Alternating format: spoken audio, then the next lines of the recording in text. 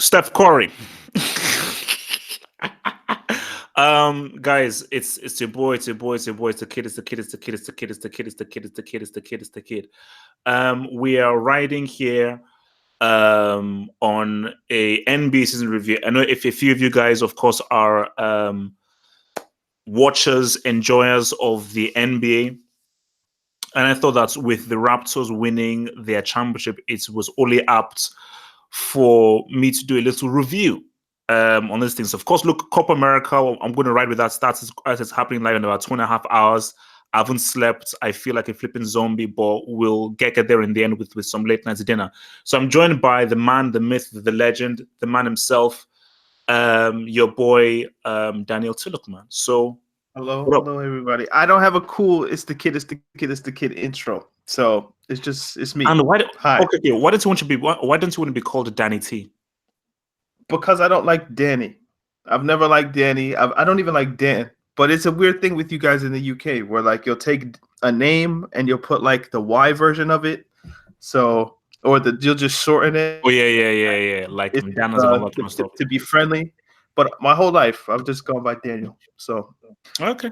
So basically, look. Let me just admit something right now to some people who were giving me crap by saying, "Oh my gosh, you said the Warriors would win." Blah blah. If you've been following my tweets very closely, and I know some people have been, I hate the Warriors. I hate their dominance. I just don't like them, And I did use some reverse psychology juju hardcore to make sure that the Raps would win, because for me, I like the underdog. Of course, my team is the Orlando Magic because of Penny Hardaway, but I always like the underdog, and I always roll with the underdog. So I wanted the Raptors to win because that would be the better story. Because first of all, it's like first team, the first title ever. The story, and also we'll probably get to this a bit. I watched the 76ers game, which was game 7, which that shot, seeing it live, crazy. Because in case people do not know, that is the only time there's ever been a game 7 buzzer beater in a playoff game. So good stat. Yeah, I mean that's a pretty impressive stat. So let's just start off first with this. Were you, let's say before? Okay, how do I do this, man? Okay,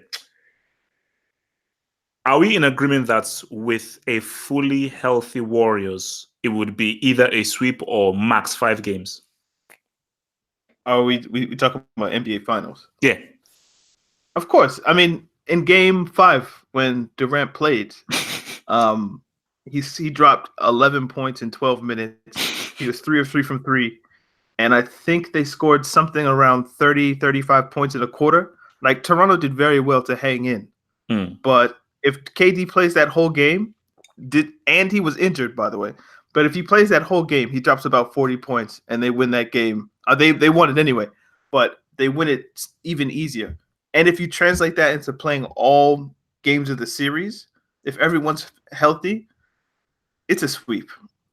Or just a gentleman's sweep. I'll give Toronto one game just because I respect Kawhi. But it's a 5-game series and Golden State wins.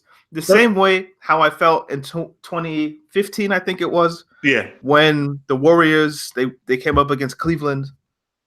And Cleveland, they didn't have Kevin Love because he got injured against the Boston Celtics. I think Game 1, Kyrie goes down with a hamstring injury. So you have LeBron with Dellavedova and J.R. Smith, I think, maybe. I don't know if he was on the team at that point. But yeah, you just had LeBron with a bunch of just bricks, as you might call them. And I think it was a 5-game series. I might be wrong on that. But yeah. Or 6 games. 6. I think it was 6. I think it was 6. Yeah, it was 5 or 6. But either way, so there's a similar asterisk here. But we'll get into the Toronto element of this later, I hope. But if KD's healthy, if Klay's healthy, because remember he had the hamstring injury that he had to sit out Game 3 with. So yeah, I pretty much think Golden State wins because, as you say, it's unfair. They're too dominant. Okay, so let's put the KD thing. I think that's obvious. Fully healthy Klay Thompson all throughout. Who wins? because I think that's a bit trickier. Like for me, I think that goes 7 games, and it's either game. You know, Um, I would if it's only Clay, I would, and he's healthy the whole way through. I would probably say Golden State in 7. Same. Perhaps Golden State in 6. Because I think if Clay plays game 3 and he's Yeah, there healthy you in go. game Yeah. 3, Yeah. they could win that, and they'd be up 2-1.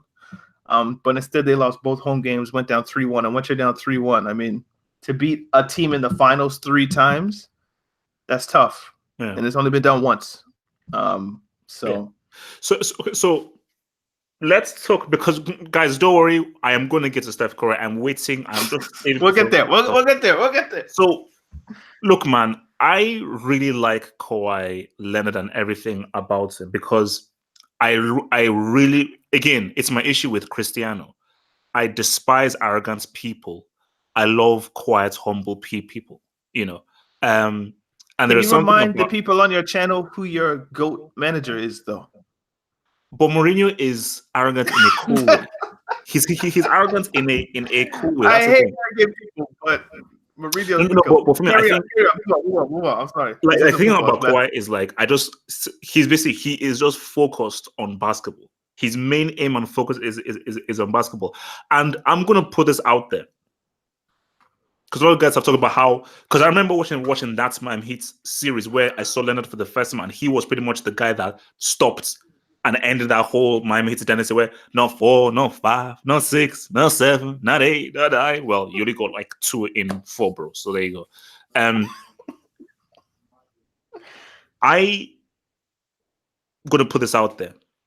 I believe that as far as a superstar goes, I don't want to hear anything about the injuries, because though the Warriors had that same thing as we discussed in 2015. But my thing is this: I believe this is probably the most impressive effort by a superstar ever in finals. Because and here's my thing. If Allen Iverson had won it with the Philadelphia 76ers, it would have been the greatest individual effort of all time. And it's, even if he didn't win it, it just shows you how amazing Iverson was, that people still talk about how great Iverson was, even if he didn't even win it.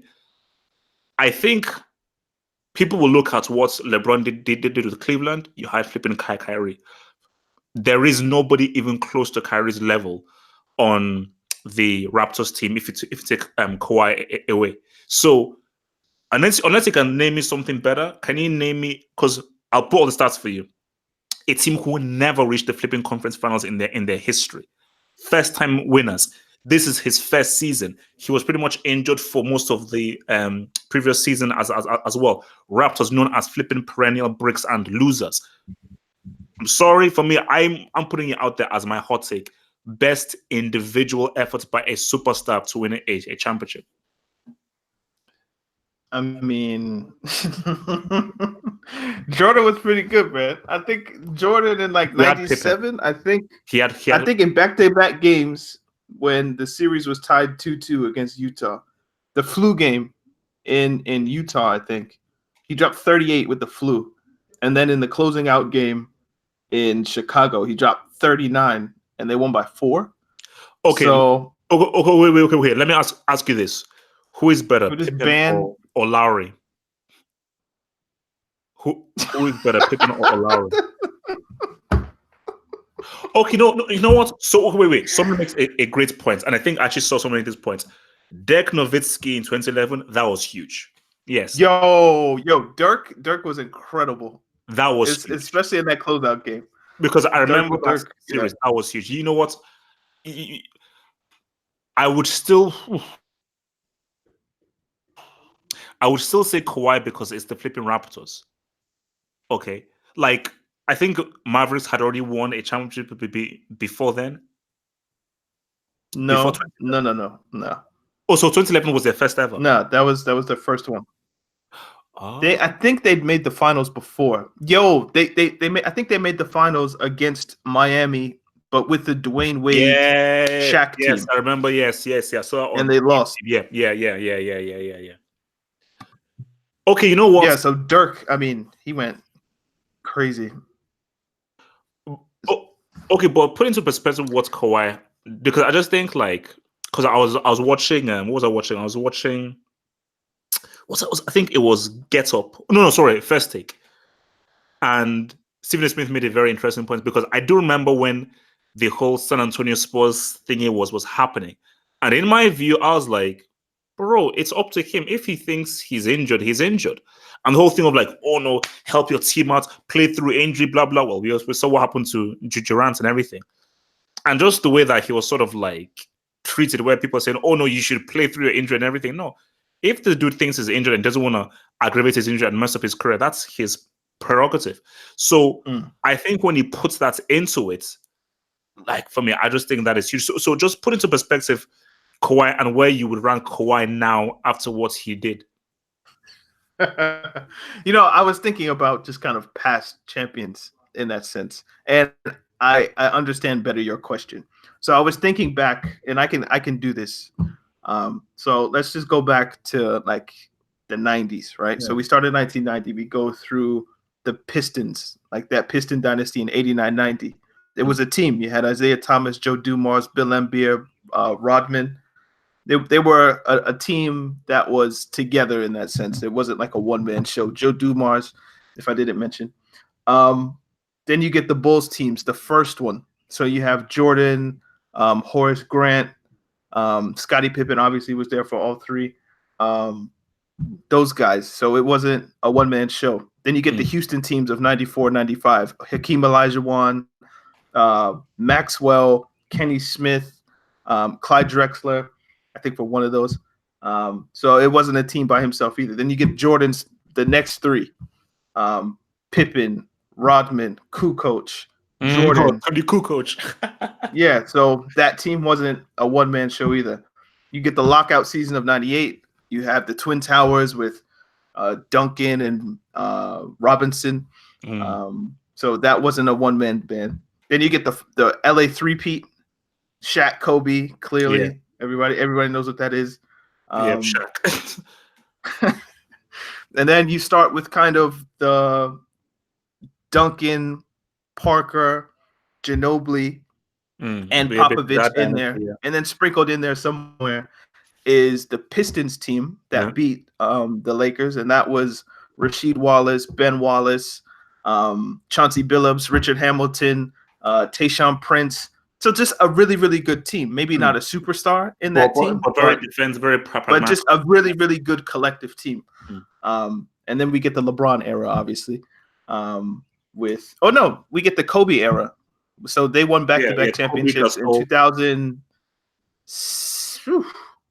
I'm forgetting. Oh no, it was the Celtics in 2008. So that was Kevin Garnett, Ray Allen, Paul Pierce, those guys. Then we get Kobe goes back-to-back with Pau Gasol, Ron Artest. I'm trying to think, and then we move into like the Heat era and the Mavericks, as we already mentioned. So basically, and then obviously, if we want to go even back to the 80s, where you have like Kareem, Magic, Worthy, Bird, Parrish, McHale, like who is Kawhi's help in this particular situation? Like all the names I've mentioned are Hall of Famers, but maybe barring Kukoc, and maybe you could even throw Kukoc in because he's like one of the first Europeans to really shine like that. Look, this is my who is Kawhi's help? Van Vliet? No, but see, this is my point here. Van Vliet played amazing in that game 6. Like those 3 points that he did, he played incredible the whole series. But I'm just saying, like he's not Hall of Fame level. It's like when basically that's why I said like, look, when people named wait, who did Nowitzki have? Nowitzki had a pretty damn good play. Nowitzki had it was him, Jason Terry, Jason Kidd, Sean Marion. I mean, apart from Jason Kidd, man. It's either him or Dirk. When you talk about put this Kawhi win in the Raptors win rather in perspective, you have that Mavericks team from I think 2011. Don't quote me if I'm wrong. And this team, and JJ Barea. Yeah, someone say it. JJ Barea. JJ Barea. Yeah. Thanks for that, guys, man. Yeah. JJ Barea. And Liston has 6 foot. I think he's like 6'9", or sorry, 5'9" or 5'10". Yeah, that team. So So it's that team or it's this team in terms of like yeah, just the oddest champion since I want to say the 76ers in the 80s, but that team had Dr. J No, and no, no, no. Moses Malone. So For me, I think like look, it is either Deck in 2011 or what Kawhi did here, you know. yeah, But I just think like when you just put because see now what makes this more special is see Mavericks they were building up to that. They'd already been in a conference finals before, and Dirk Nowitzki had already been ingrained in the team and the coach. So that was already a team that was gelled together. This is crazy because this was Kawhi's first season. This was Nick Nurse's the manager, his first season as well. He'd never coached in the NBA before as well. Yad Gasol that joined, I think, midway through the season. So good it point. was more improbable what they did than what Mavericks did, you know. Yeah, And I remember yeah. with the Mavericks, you're going up against, yes, it was a super team, but it was their first season as a super team with all the pressure on them, you Mm-hmm. know. So I would still say, taking all things into account, what Kawhi did is pretty unique. So him winning, where do Okay. you Oh now no. Pause. Time out. 30-second time out. Imagine that Mavericks team goes up against that Heat team, but LeBron is out and then tears Achilles, and then Dwayne Wade, like in the game 6, like tears his ACL, like what happened with KD oh, and yeah. what happened with Clay, and then all you're left with is the Chris Bosh to play with, which is basically what Steph Curry was. He was just out there just by his on his ones. No, don't do that. Don't do that. So yes, so you're telling me that the equivalence of Klay Thompson and Durant is LeBron and Wade. So basically, you're saying that Steph Curry is the third best. Okay, maybe maybe Clay's Chris Bosh. Yeah, and Clay Maybe. and for me, Clay is better than Chris Bosh. But if we're going to put equivalents, Steph Curry, I would say is He's Dwayne Wade. yeah, yeah, Okay. yeah, All right. Fair enough. But still, if that Mavericks team went up against just Dwayne, you'd probably say the Mavericks should win. fair. No, fair. So true, good point because Mavs So went like against the all of Mavericks went against full strength yeah, LeBron, Dwayne Wade, Chris Bosh, and LeBron just couldn't get the job done, really. yeah. How the hell? And Dwayne to a point. I never really blamed Chris Bosh for those, just because he was just a third wheel. But like what Kawhi did, it's impressive. But whoever said Dirk, shout out to you because Yeah. Oh no, that's no. true. Yeah. That's Yeah. true. I mean that's a good shot. Okay, so where do you now rank Kawhi? And what do you mean? Like in terms of the NBA rankings or Toronto So Legends like or what? no, as of right now, players as of right now, after what he's done. So It's interesting. I always had Durant number one. As soon as the playoffs started and LeBron wasn't there, I think my rankings were KD 1, Kawhi 2. I think Kawhi is number 1 now because KD. I have no idea how he's going to come back from the Achilles tear. So yeah, I think Kawhi's the best player in the league. so over LeBron. Yeah, I think LeBron's. Whew, I think he was born in '86, maybe '87. No way he was born in Yeah, '87. wait, so yeah, shout out to He's gonna be like 30. He's gonna be like 33, 34. shout out to General So Kroll who said Dirk, man. Thank you. That was a good shout. yeah, thanks. Yeah, LeBron's 33, 34.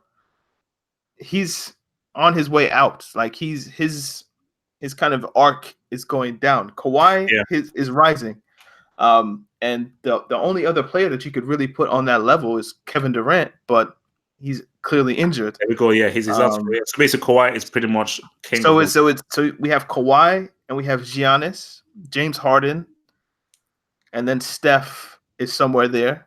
I'm trying to think of other real superstars in that way, and Anthony Davis, but I don't know where he's going to play. So. Mm-hmm.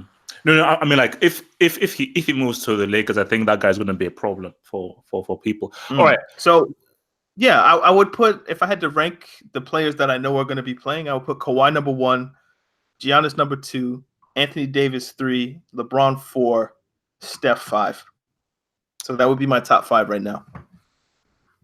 Okay, some guy says that LeBron James doesn't want to retire until his son enters the NBA. His dream is to play with his son on the same team. What?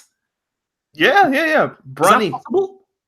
Yeah. Well, LeBron would have to be like 39, 40, but it's possible. It's doable. Like I think LeBron can stay in the league as long as he wants, really. So Damn. Oh yes, so super chats from Beerta Klumped. Thank you for do I super get a chat, piece of bro. this super chat? Are you gonna send me some? No, I'm just Oh kidding. yeah, I'm yeah, kidding. no, I'm kidding. I'm sure. Yeah, I'll give you some peanut and some cobo. Yeah. Like he says, Steve Kerr is to Pep. It's like Popovich. Oh, so Steve Kerr is to Pep as Popovich is to Uncle Moo. Damn. No, sorry. Like I don't. As much as I have issues with Pep Guardiola, I don't rank Steve Kerr that great a coach. Really, he's good. I think Pep is a better coach than Steve Kerr. Popovich and Uncle Moo, yeah, I get that. I can see his point where he's probably thinking like Steve Kerr was given Yeah, like one of the greatest assembled teams ever, and Pep always gets, he gets all the players he wants, whether at or most of the players he wants. I can't say all, but at Man City, Bayern, and then at Barcelona he had Messi, Xavi, Iniesta, Henri, all those guys, Busquets, although that was his decision. But and like Pop he's building the team from scratch essentially because nobody wants to go to San Antonio really. No disrespect to anybody in Texas, but like you have to build through the draft or through trades or things like that. So there's more hands-on activity and you're not just getting what you want. And maybe Mourinho has that same thing, but I think Mourinho spent the second most money of all managers ever. So Easy, it's not relax. Just chill, relax. I'm just saying, it's not like he doesn't get money. Okay, look, let's do a diagnosis on the Warriors, man, and let's get this right down. So, Steph Curry. Mm-hmm. Now, I was watching his Facebook series because something has always bothered me about Steph Curry, and there's just something about his demeanor that just rubs me the wrong way. Can you describe it, or is it just a feeling? No. You know how it's almost as if like, oh man, this is too easy for me. Like, yeah, whatever. Like, he takes the 3-point shots. He has his gum shield sort of like half out of his mouth, and he just does a little dribble, puts the ball in from crazy amounts, and it's like, yeah, whatever. So it just seems like there's a difference of like, oh, this is too easy for me. Like, yeah, well, like whatever. So stop hating, bro. Like, no.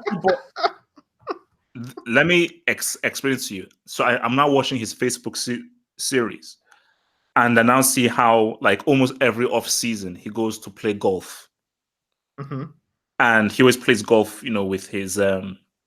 He's like the Gareth Bale of the NBA. Yeah. So and I was watching another interesting thing, which even fully eliminated everything. So there was this interview with Michael Thompson and Klay Thompson and Del Curry and Steph Curry. This was like years ago, before they won anything. And you could just see Michael Thompson, you could just tell like he's very competitive.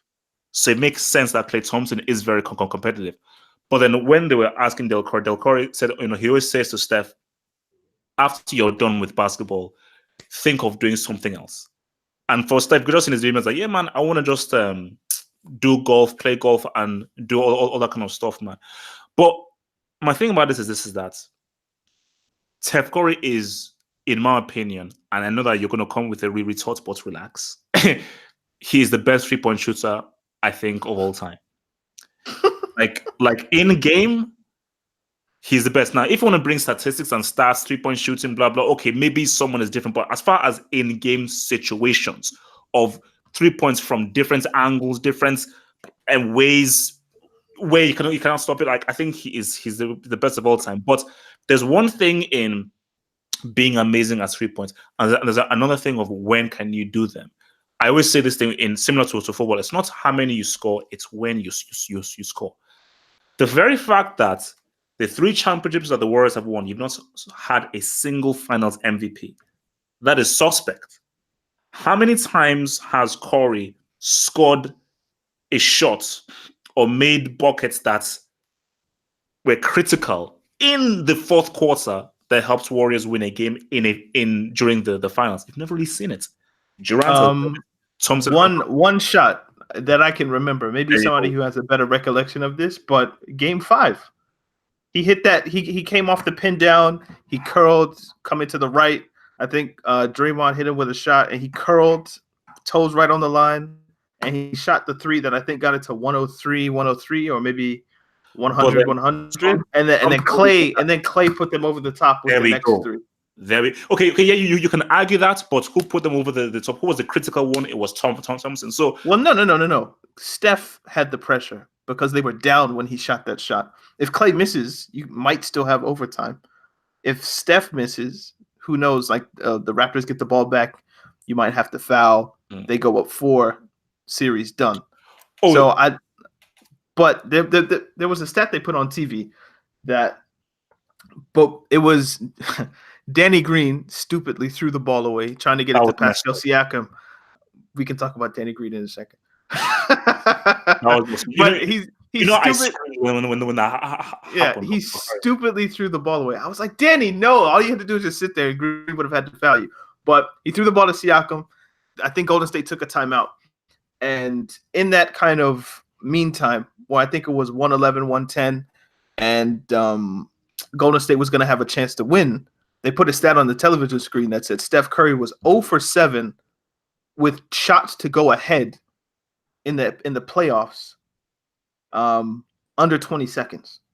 So under 20 seconds, he's 0 of 7 in game-winning how would you put this? In like game-winning scenarios. And then he shoots the next shot. So now he's 0 for 8 because he missed that 1-3 at the end of the game, which I'm sure you want to get to. So he's 0 for 8 in game-winning situations under 20 seconds, which I think is quite interesting in the NBA playoffs, which I think is kind of interesting. It is very interesting. If that's your star player, again, honestly, see, this isn't a let's hit on Steph Curry thing. No, it's not. It's just let's just have an honest conversation, which is. But okay, but what does his personality have to do with the fact that you don't like him? I don't like show-offs, and but I don't like that's who he like. Think about Steph Curry's life. His father was one of the best shooters of all time in Del Curry. He grew up in and around the NBA. He's so comfortable in the arena with cameras in his face, with reporters. He was born in it. He was born into it. Like him and his brother, it's their lifestyle. Their dad was an NBA star. I wouldn't call him a star, but like a veteran NBA player who played in the league probably for more than 10 seasons off the ability to shoot. So he has a kid who grows up playing one-on-one with Vince Carter in like the late 90s, early 2000s as like a kid. It's like this is who he is. Like he's comfortable with who he is. And especially when we're talking about basketball and basketball situations, he's comfortable. So that might translate into a form of arrogance, but I understand why, because you're a privileged kid who's really good at shooting a basketball. At the end of the first quarter, when he just launched a shot from basically full court and it hit the back of the rim. The reason he's good at those things is because he's been doing it since he was 3 years old, probably, like shooting half-court shots in NBA arenas as a child. So his attitudes, it makes sense to me. Because if my dad was an NBA superstar and I grew up with my dad being cool with Charles Oakley and Hakeem Olajuwon and Vince Carter and whomever else, it would make sense that I had an attitude similar. Okay, you know what? Let's just put the whole personality thing aside. Let's just keep it straight to basketball and everything now. My thing about it is that Steph Curry can't be in this conversation as one of the greatest players. He can't be. We can talk about greatest shooters. We can talk about greatest shooters. Like I know, like my greatest shooter of all time is Steve Nash. Then I got Ray Allen. Then Nash. Oh, Ray Allen. Okay, wait. Just very quickly. I think someone mentioned it. Ray Allen. And I remember, and I watched this live. Ray Allen scored for me the most clutch shots I think of all time. That shot, of course, like that three from the corner against the Spurs, insane. Like when that went in, I was like, "Are you kidding me?" Shout out Chris Bosh, yo. Chris Bosh doesn't get enough credit. Yo, yeah, He no, found him yeah, in it the was corner, key. so. But did you see how little space and little time he had to shoot it? And I was like, this is ridiculous. You see, like if Ray Allen and Steve Nash played in this era of basketball, if they weren't playing in the late '90s through the 2000s, where people were running in the stands hitting people, and they were like real like. I don't like using the word thug because that's racially charged, but they were just real hard men in the NBA that would beat you up if they got the chance. Maybe not as bad as the 80s and early 90s, but still there were some guys there. If they played in this, if they played in this era and were given the freedom of movement that Steph and Clay and all these other shooters get, man, the stats would be crazy, ridiculous. You see, that's and if you put Steph in the late 90s, I don't think he's able to do what he's able to do. Like the little shimmies and just being all carefree. Like, nah, like someone would rock him in the paint. And they would take their pound of flesh. So that's my little caveat for I had Steph 3 in my all-time shooter rankings, but I know people think that's sacrilegious. For me, look again. He might not even be the best shooter on his team. Klay Thompson is a killer. No, he is. You see, that's what you know. What it's okay. You know what? This is the thing. I think that this is how I'll say it. Steph Curry, when he does threes, I'm like, how the hell did you score that? But Klay Thompson scores those threes in the most critical moments. So Steph Curry, like in a second quarter, third quarter, fourth quarter, he'll just score a three. We're like, wait, this guy shot this thing from Venus, and it went in. Do you know what the difference is? No way, he just goes this and it just goes in. But for Klay Thompson, I think Klay Thompson, his look a lot more. He's got like almost perfect posture, very similar to Ray Allen. But for Klay Thompson, it's like, man, he gives you those daggers. This is the degree of this is maybe the caveat for Steph Curry. The degree of difficulty on his threes is kind of crazy because he shoots them from anywhere. Wait, who? Steph Curry. Like his degree of difficulty is crazy. Maybe that's where I might be able to like if somebody gives me the argument Steph's the best, maybe I won't argue with you too much because of the degree of difficulty.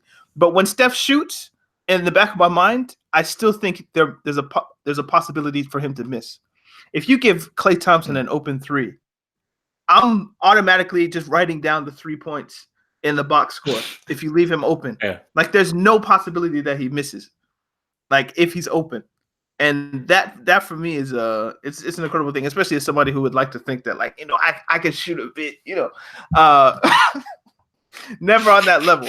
But I'm pretty good. I'm pretty good. Like if you gave me 100 free throws, I could probably make 90.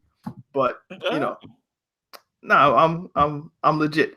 But yeah, they're just insane. They're on a different level. So, but yeah, it's really nerdy. There's something that. Oh no. Wait, but what? Sorry, very quickly. Like, someone just mentioned this. Wait, so did this dude score 37 points in one quarter? 37 or 38. Klay. Like when Klay gets hot, he gets hot. White hot. That's impossible. That can't be right. He had 30 points in this game and didn't play the fourth quarter. Wait, how do you get 30 points in one quarter? That's insane. Wait, how is that possible? Like, once we finish this, go on YouTube and watch it. It was ridiculous, but everything he threw up went in. Klay can get hotter than anybody because he's cold. And this is something really nerdy about Klay that I practice this. I know because I learned it from Reggie Miller. We're just watching Reggie Miller. Whenever he catches the ball, he finds the grooves of the basketball. So if you ever watch most Klay Thompson shots in slow motion, look at the arc of the basketball or just the rotation of the basketball. It's always end over end and perfect. Oh yeah. And that's how I know that like this guy is an incredible shooter because he catches the ball, finds the grooves, turns the ball in like the blink of an eye probably, and just gets it up. And so basically every time he shoots, it's the same shot. Like the ball never changes, the form barely changes unless he's off balance. This is really nerdy things that shooters might be able to pick up. Steph, he'll shoot it from any angle, over his head, to the sides, pocket, flips, tricks. So it's a lot harder to defend Steph than it is Klay because for Steph it's it's the unpredictability of it. Yeah. But also Clay, I just think if I were a shooter, Clay or Ray Allen would be like the person that I would want to be, Okay. or Steve, obviously. So Warriors now. So basically, the situation they now have now is The dynasty's over, guys. Yeah. The Warriors I mean, dynasty is over. So Durant and Thompson are pretty much definitely out for the season. Those are if this was the 80s or the 70s, those are career-ending injuries, like an ACL and an Achilles. Like that, like you're basically a lot done. worse than the ACL. Like ACL is bad, but obviously Achilles is the worst you can Yeah, get. that's worse. So Durant's gonna be out probably 10. So what is Like I think they're both probably like 8 to 10 month injuries. So maybe they could be back by the postseason. But as we kind of said in the group chat, I was thinking about this earlier. Do the Warriors make the playoffs in the West without KD and Clay? For because me, I'm saying 7. I say that they make 7. Because if we remember correctly, Toronto played a 1-1 against the Warriors because they had Draymond, who can't really shoot, Andre, who can't really shoot, Boogie Cousins, who's a shell of himself, and Sean Livingston on the floor with Steph Curry.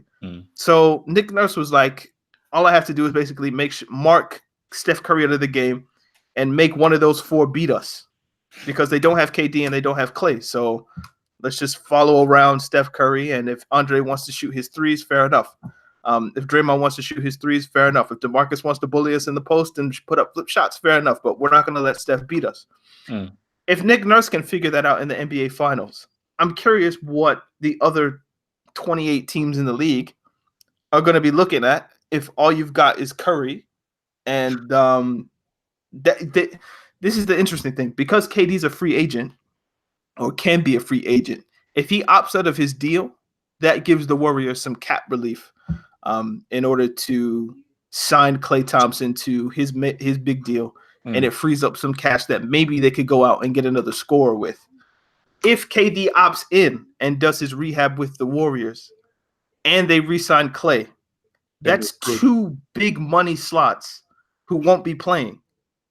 So basically, you're going to have the same team. So, okay, then. So if you're the Warriors, then, so do you then say, so if let's say you're the Warriors president and everything, do you try and urge Kevin Durant to leave, or do you say, let's take the wait and wait until these guys get back next seasons? You see, it's interesting because they risked him and put him out there. Can you really then say, we want you to go? Or you can't do that because what do you mean you want me to leave? Like Kevin Durant might want to leave of his own volition, but if you're the Warriors president, I don't know if you can go up to him and say, hey, can you thank you for your service, but you got to go. Because what do you mean? You told me that it was cool to go out here and risk myself, and then I hurt my Achilles after hurting my calf. So I don't think you can make that argument to Durant. What you have to hope is he didn't want to stay anyway, and some team, whether it be the Knicks or the Clippers or whomever, will offer him the max, and he goes and does his recuperation there for more money. So maybe you could do it that way, and that way, the Warriors would be able to re-up and maybe get another scorer in the team, whether it be someone like, I don't know. I don't even know who's out there in terms of free agents, but if you could just get one more slasher/scorer to help Steph in without Clay, maybe you can make the playoffs, like 6 seed. But definitely, they're not getting into a conference playoff or anything like that if they don't have Clay back and fully fit. Just out of this Warriors project, I think it's ran its course. 5 straight finals. You won what, 3 rings? Yeah, 3 rings. That's a good run. 3 rings. That's good. Now you have to rebuild. Okay. So let's switch things back to the Raptors. And I've been thinking about this now. Okay. So what does Kawhi do? Now let me paint the picture now. What would you do if you were Kawhi? You know what? It depends on the kind of person I am. No, so wait. Let me just, because this I've been thinking about this now. So paint. Okay, so He's from LA. He grew up in LA. That's where his home is. Many people are now saying the Clippers. So what? So if he's like, you know what? What if I now do something that I don't think anyone has done? I go to the Clippers, which is actually a much better built team, better coach. I go there, win a championship with them, and I'm now the only person to win a championship with three different teams and be Finals MVP for three different teams. And I win it with an LA team, but also it's the flipping Clippers, the sworn enemies of the Lakers. But my thing is this: people say, "Oh, Canada, it's cold, the weather's not good." You're already a legend. You are already a flipping legend. You just gave for forget it says you gave a country. This thing. Like, Canada only has one NBA team, so you're already a legend. Drake is gonna do an album based on you. So my thing is, at the end of the day, everyone is human. We need to talk about Everyone Drake. wants to be loved. Everybody wants to be appreciated. So my thing for Kawhi is, we're going to see this parade. Every Canadian TV station, everything are going to be lauding him, praising him, and everything. So when he sits down and he thinks, it's like, do you really want to leave this? You're going to be treated like a king. You're pretty much right now one of the most beloved people in Canada right now. For sports, you're pretty much one of the most beloved people out there. So if I was, as you asked me, if I was Kawhi, what do I do? If it's just me, based on my personality, I would stay. I would stay I'm leaving because you know what? I can become anything I do now, I'm just building upon everything. Clippers, who knows what will happen there? Because you can't just assume that you're going to go to Clippers and it will just work on everything. But this whole Raptors thing now, if let's say they can grow as a team, as you've said, Warriors, these guys are out there. And I think that people look, that 76ers series was very close. And I think that was it's quite weird and strange. Yes, I know Warriors had injuries. That was the one team that really pushed them. So, but I think that if they get strong and everything, except for Kawhi is like, see, I would stay. I think he would leave. Put it that way. If I was Kawhi, I would stay. What I think will happen, I think he will end up leaving. And I think everyone is saying in the chat room that he's going to leave. Yeah. I mean, if it were me, I would go. One, because I don't think this Toronto team is going to be able to repeat the same performances. Like Marcus Gasol's old, Serge Ibaka's old, Danny Green's a free agent. And if you re-sign and you take more of their money, what happens with Kyle Lowry? What happens with Van Vliet when his free agency comes up? I think next year, because I think he's played himself into big money. I don't know if it's a max contract, obviously not, but he's played himself into maybe from 10 million to 15, 17. So I don't think this Toronto team can hold themselves together. And also, Masai Ujiri, shout out to Nigeria. Hey, yeah, boy. Wait. Well, very briefly, I don't know how true this is. Someone just mentioned in the chat box that apparently he wasn't allowed on the court because they didn't believe that he was the president of the team. I think he hit a police officer or something like that. Oh, okay. Well, it was deep. There was something that went on in Oakland, but yeah, there was a little kerfuffle. Okay. But he's a target of now the Washington Wizards. Yeah. The Knicks are going to be after him. The Lakers are going to be after him. He's like the top president of basketball or general manager in basketball right now because of the trade that he pulled off and the moves that he pulled off in order to get the Raptors in this position. So if you lose him, so you lose the brain behind everything. I don't know if I would stay in Toronto. And you have the idea or just the notion of, I came here for 1 year. I won the chip. I did my job. I did what I needed to do. Now I want to do what's for me, not what's for you guys. I already gave you a year of my life. That's fair. It's cold in Toronto. Like, it's June and the temperature's probably like 10 degrees Celsius or whatever. Like, I want to go someplace where it's nice. You know? No. I think even just reading what people's comments are saying and everything, I think thinking about it now, yes, you'll be loved. It's amazing. But let's just be realistic. You're going to be loved for life anyway. You gave them a chip. Like, I want to do what's for me now. You've given, what's it called? I think they said that their aim was to reach the finals. That was their aim. So you overachieved. You're the greatest player in franchise history. Yeah. You've surpassed Vince Carter in 1 year. You've Yeah. surpassed Chris Bosh in 1 year. You've surpassed DeMar DeRozan in 1 year. You've even surpassed Kyle Lowry on the same team who won a chip with you in 1 year. Why? I don't need to stay. I've proven myself. I'm gonna go to let the. me ask you this. Okay, let me ask you. I'm gonna go to Ottawa and I'm gonna meet Justin. Wait. Let me ask you this. Go ahead. If he goes to the Clippers, do they win? That's interesting. I don't know their free agency structure. They did play Golden State really tough in the first round of the playoffs, though. If they can keep if they can keep Patrick Beverley, if they can keep Lou Williams, Montrezl Harrell, and you add him, I think Gallinari might be on a max contract, and I don't know if he's a free agent or not this summer. So that could be trouble if that's like your second best player, and Danilo Gallinari. That's not good. But they can, especially because the Warriors are going to be down. We don't know what's going to happen with Oklahoma City. That could just be a mess. Houston could be thinking about blowing their team up, which I think is quite premature. And I think maybe the injuries to Clay and KD is overrated. Carry on. Yeah, but I was reading reports about how Daryl Morey, the GM there, was thinking, you know what, we might need to redo this and refigure this in order to get over the Warriors. The Warriors aren't going to be the Warriors now because their two best players are gone for the foreseeable future. So maybe Houston doesn't need to change that much. So maybe you can keep going with the Chris Paul, James Harden, Clint Capella thing, or I guess Eric Gordon would be number 3 over there. We don't know what's going to happen with the Lakers. Maybe they get Anthony Davis, but in order to get Anthony Davis, they're going to have to trade basically their whole team, like Ball, Kuzma, Josh Hart probably.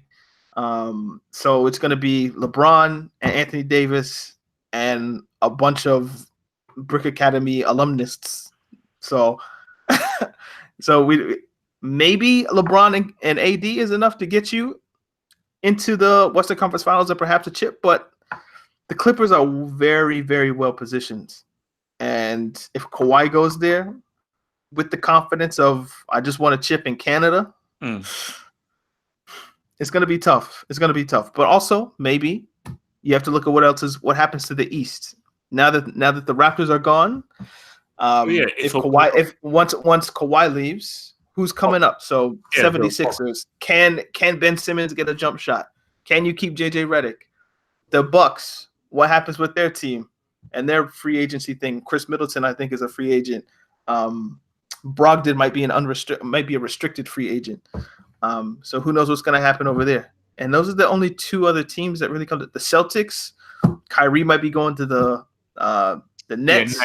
If KD was a free agent, and then you team up with Kyrie, and they're both in the Nets, then maybe you would have a power in the East that I could say would beat the Clippers. But as we already mentioned, Kawhi. There's so many Ks. Kawhi, Kyrie, Kevin, Clay. Everybody has a K. But yeah, if Kawhi goes to the Clippers, as we already said, I think he's the best player in the league. And he should have the confidence of, I am the best player in the league. So yeah, I would say the Clippers would be maybe favorites to win in my eyes. So let's just round this up. So just last few minutes before I round up this thingy. Because I need to prepare for Brazil against thingy, and I need to eat. So how would you review like the Raptors' run? Again, in case people didn't know, you're actually half Canadian? Well, fully Canadian. I okay. guess. Now, I was born in Halifax, Nova Scotia. So, what the hell is that? Oh, that's in Canada. No, Halifax number 1. What the hell is that? It's the biggest city on the East Coast. How about that in Canada? Oh, okay. But it's like 300,000, 400,000, maybe. I don't know. Maybe not even that big. I'll safely say like 300K, maybe. Okay. So how would you? Because for me, like basically, you know how do they always do? Because I think you probably know this better than me. Do they always do documentaries for teams? Like I remember watching the Celtics documentary, which I just thought was flipping amazing, where they showed you all this behind the scenes stuff, the different stories, interviews, like stuff from the game. I would love to watch the documentary of this, but I don't also know whether do they film and do the a I'm not documentary, sure. or do they only I'm not sure. I'm not sure if I know what you're talking about. And the fact that I don't know what you're talking about means probably not. no, okay, basically, like for the Celtics when they won it in 2008, they did like a Yeah. documentary where they had literally interviews and access into the dressing room after all of their different games. So they I'm had not familiar. So so look, so if you're going to recap this Raptors run, where does it rank amongst other unlikely runs like the one for the Mavericks, the one for the Pistons, and so forth? Like that whole bouncy ball game 7 buzzer beater against Thingy. I thought the Bucks would have beat them. How they were able to beat the Bucks. What happened from this year? So how would you review this crazy Raptors it's run? interesting. I would Drake, say shout out to Drake. I would say the Raptors being in the finals is improbable. But once you get to the finals and you tell me Kevin Durant's not playing and Clay's hobbled, eventually injured, I don't think it's that surprising that they win. So where would I rank it? I'd rank it as like, again, the second most odd championship, probably. My basketball knowledge only basically extends to like 1980. So who won in 79? I'm not sure. It could have been the Warriors in 79, but that might be 77. So, but all the NBA champions in the 70s, it was very weird. Like the Knicks, and there were just a whole bunch of different winners in the 70s. But then once you get to the 80s and kind of the Bird Magic dominance starts, all the champions are pretty much what you would expect. So the only maybe 3 that were unexpected in terms of maybe you weren't the favorites in the league that season were the 76ers with Dr. J, the Mavericks in 2011. Perhaps you could argue Cleveland in 2017, was it? Or 2016? 2016. With when they came back from 3-1. And this Kawhi team with the Raptors. So I would put it second most improbable behind the Dallas Mavericks winning. And it's interesting. If you just want to get into like what does this mean for like Toronto, I don't know. I'm actually surprised the franchise lasted this long. If you see like kind of what happened with Vancouver, yeah, I was always kind of worried right now because I was like, oh yeah, Memphis Grizzlies always, and then I just realized, it was from Vancouver. Same thing with the Seattle SuperSonics, which I really liked that team and how they got thingy disbanded. So yeah, I mean, I was always kind of worried in the back of my head, like as a 12, 13, 14-year-old, when I was back with the Raptors and they had Vince Carter and I was like a super crazed Toronto fan, that the team would get moved somewhere because I never really knew if the league was going to keep the team in Canada just because it's in Canada, and whether they were sure whether or not people were going to attend games or whether or not people wanted to go play in Toronto. So they would never really get any free agents, which, to be fair, most of the times they haven't. Their teams have really been built by the draft and by trades. So I think it's really cool that the team that's not in the United States won the chip. We should mention that a Canadian invented the game of basketball. Oh yeah, I know. Yeah, that I know. Dr. James Naismith. So I think that's kind of cool as well that somebody from Ontario, a team from Ontario finally won. So that's cool. But, you know, I don't want to get into like Canadian politics or whatever, or just like not politics in terms of like who's president or prime minister rather, but more like, do Canadians really fuck with Toronto like that? Like Toronto as a city is kind of like Quebec as a province. Like, I don't necessarily know if the vast majority of Canadians really like Toronto or Torontoans like that. I've never really had a problem, but when they booed Durant when he went down, or cheered Durant rather when he went down, that was kind of emblematic of kind of the Toronto person, if you will. They're like, it's like a city full of Madrid fans, if that makes sense. Like, you know how like Hazard was being presented as Madrid's new signing, and like the Madrid fans were during Hazard's presentation talking about we want Mbappe, just kind of unpleasable type of people. Like I feel like Toronto sports fans are that way. But maybe that's just a consequence of them having the Maple Leafs and the Blue Jays, and they're always kind of the best team in Canada, so people just hate on them. But yeah, Toronto fans are a different breed, shall we say? No. For me, I just think it's just a cool story. You know, I think you can talk about. It's a good story. It's a cool, and I just think just the whole Kawhi. I think. Kawhi's gonna have his jersey retired after one season, you know. Like if he leaves, like nobody's ever gonna wear number 2 again. Oh no, for sure. And also, there's a guy on the roster right now wearing 15. You don't know how much that pisses me off. But they haven't retired Vince Carter's jersey. I don't care that he's still in the league and he's 87 years old and he's playing on like his 10th different team this new season. They need to retire 15. This is stupid. No. But sorry. Look, man, go off. But I just look back at that crazy Game 7 shot against the 76ers, which you could call it fluke luck or whatever. Just the fact that it went in like that, I just think it just makes it such a crazy story with the Kawhi Toronto and everything. And I just think, like, you know what? I think the Warriors didn't see it's made by saying, and I just think it was just really cool seeing the Raptors win and just seeing the city pretty much celebrate their first ever victory, you know. And I just think for Kawhi, man, it's a bloody big move, man. It's a bloody huge move. I mean, I think overall LeBron might still be the best player, but still saying for what Kawhi did, I think it's pretty special. And with that, guys, we are done here. Maybe we'll bring in another NBA chinwag chit chat something. But Daniel, it's been a pleasure, bro. Thank you. Pleasure, thank you. So yeah, and guys, so remember, I will be back here again for the Brazil-Bolivia live chat. Join your boy for a live chat of Neymar better play. No, I'm just kidding. No. Neymar is playing. I don't care what anyone says. He's playing. All right, guys. Our outs. Peace out. Peace.